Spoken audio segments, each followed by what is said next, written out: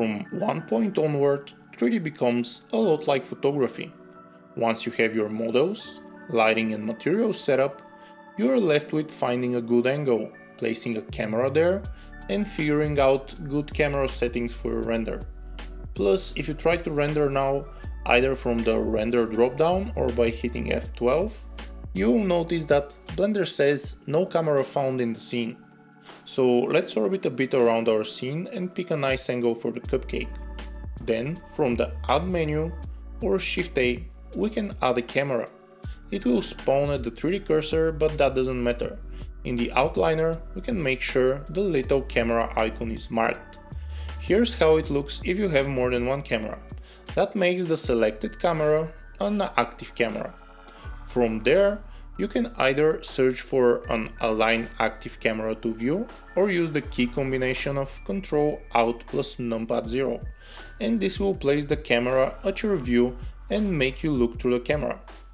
If we click the border of the camera, we can select it, as you can see in the outliner, and just like with anything else, use G to move it and R to rotate. Scale won't do anything unless you go with a negative number, which will effectively mirror the camera to the other direction. From the settings, you can play with the camera's focal length and lens shift. Further down, you can create depth of field effects. Just enable them, then either input the focus distance, which should be the distance from your camera to the object you want in focus, or simply select a focal object. You can either pick the cupcake or add an empty object and use that. Further down, you can find the f-stop number. Basically, lower numbers will give you a stronger depth of field effect and higher numbers will bring more things into focus.